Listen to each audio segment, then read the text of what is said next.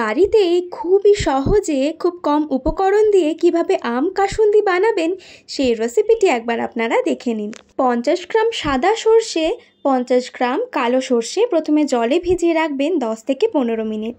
আমরা এখানে 5টা মিডিয়াম সাইজের কাঁচা আম ব্যবহার করেছি।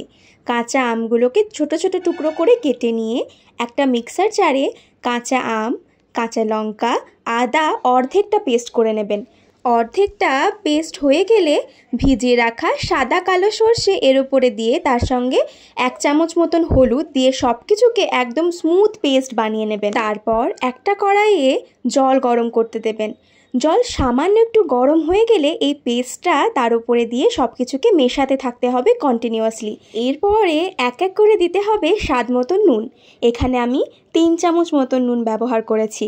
সেই সঙ্গে 1 থেকে 2 চামচ মতন ভিনিগার এবং স্বাদ মতন চিনি দিয়ে সব কিছুকে আবারও খুব ভালো করে মিশিয়ে নিতে হবে। চিনিটা যখন খুব ভালোভাবে মিশে যাবে তার উপরে দেবেন বেশ কিছুটা কাঁচা সর্ষের তেল।